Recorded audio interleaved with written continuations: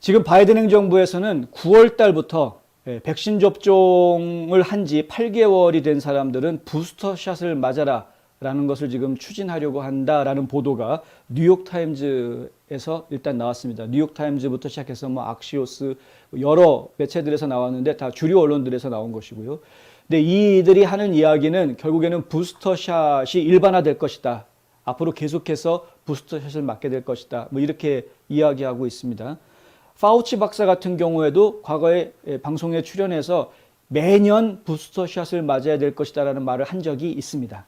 그러니까 이제 저희가 여러 차례 이야기해드렸지만 그냥 계절성 유행병으로 이야기가 될 수 있는 그런 상황으로 들어가는 것이다. 이것이 만약에 계절성 유행병이라고 하면 지금처럼 이렇게 막 가게문 못 열게 하고 이렇게 대응해야 되는 것인가? 라는 생각을 제가 안 할 수가 없는 거죠. 독감 퍼진다고 가게문 못 열게 합니까?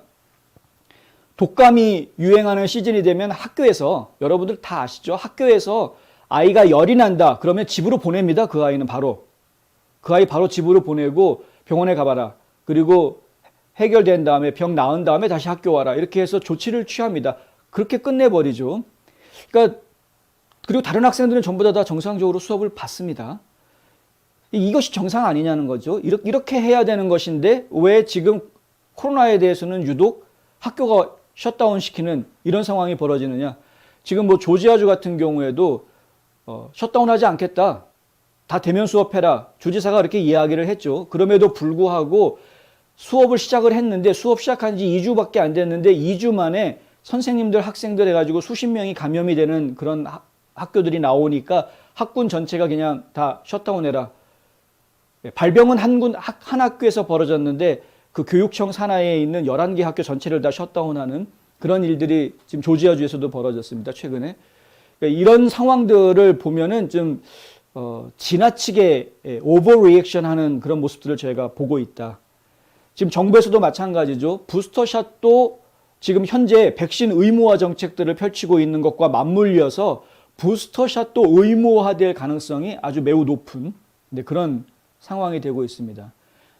3, 4일 전만 해도 이것과 관련해서 과연 미국 국민들이 충분히 다 접종할 수 있는 부스터샷이 준비가 돼 있느냐 이런 보도들이 나왔었는데 일단은 미국 국민들한테 접종할 수 있는 이 백신 숫자에 대한 염려는 없는 것으로 뭐 메뚜기도 한철이라고 지금 이 백신 만드는 회사들이 어떻게 해서든 생산을 해내기 위한 여러 가지 작업들을 진행하고 있기 때문에 그 부분은 저희가 염려하지 않아도 될 것 같은데 지금 저희가 염려해야 되는 부분은 전혀 다른 데 있습니다. 예를 들면은 이것을 의무화하는 것이 과연 옳으냐 하는 문제, 우리에게 있는 그 선택의 권한, 자유에 대한 이 권한, 자유권에 대한 문제, 이런 헌법으로 우리가 보호받아야 되는 이 부분은 과연 보호받을 수 있는가? 심지어는 이 백신에 대해서 이야기하는 것조차 다 입을 틀어막고 말을 하지 못하게 만드는 이 소셜 네트워크 플랫폼들 어떻게 할 것인가? 그러니까 이제 검열의 문제, 그러니까 표현의 자유, 그 다음에 종교 집회의 자유, 백신 문제, 코로나 바이러스 문제 가지고 지금 종교 탄압을 하고 있는 이런 걸 저희가 지금 보고 있는 상황이기 때문에 물론 그나마 미국은 천만 그래도 다행인 게 캘리포니아주에서 예배 못 드리게 하니까 그거에 대해서 소송을 걸었죠. 교회에서. 그래서 이겼습니다. 교회가.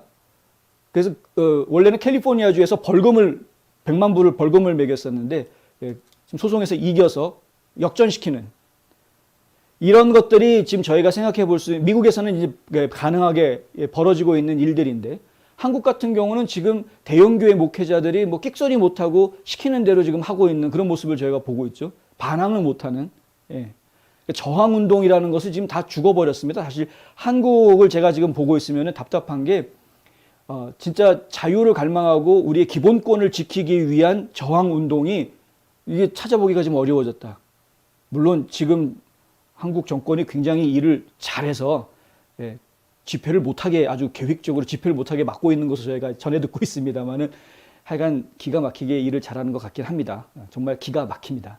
근데 지금 미국은 그래도 좀 이렇게 소리를 낼 사람도 소리를 내고 있는 입장이긴 한데 그런데 반대로 지금 미국을 놓고 좀 제가 답답한 부분은 한국 같으면 만약에 지금 미국에서 벌어지고 있는 일이 한국에서 벌어졌다면 아마 진작에 저 워싱턴 DC의 길거리에 사람들이 다 나와가지고 촛불 들고 서 있었을 겁니다. 수십만 명이 나와서 촛불 들고 서 있을 겁니다. 이러지 말라고. 근데 미국은 그러지는 않더라고요, 또. 예. 그러니까 좀, 예, 좋은 나라를 보고 있으면은 여기는 이래서 답답하고 또 여기는 이래서 답답하고 하여간 뭐 그런 문제들 제가 보고 있는데 어쨌든 지금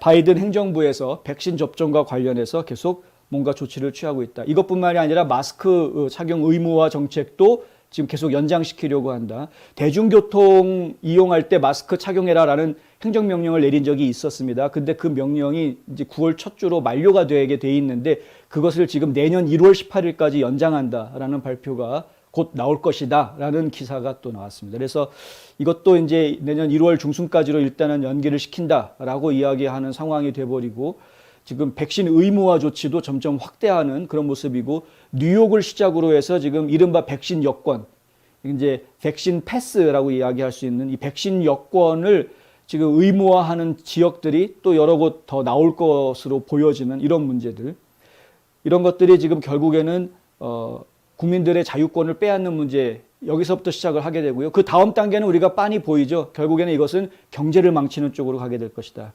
결국은 모든 생산 단가를 높이게 하는 문제가 될 것이고요. 수요는 있는데 공급이 원활하지 않은 문제가 계속 생기기 때문에 결국에는 인플레이션으로 연결될 것이고 결국에는 국가 경제에 큰 해를 끼치는, 돈은 찍어내는데 물가만 올라가고 돈벌이는 시원치 않은, 돈의 가치는 떨어지는데 돈벌이는 시원치 않은 이런 문제들이 지금 계속 생길 수 있다. 이것이 경기 침체로 이어지지 않기를 저희는 바라는데 이것이 경기 침체로 이어질 가능성도 우리가 완전히 배제하지는 못하겠다.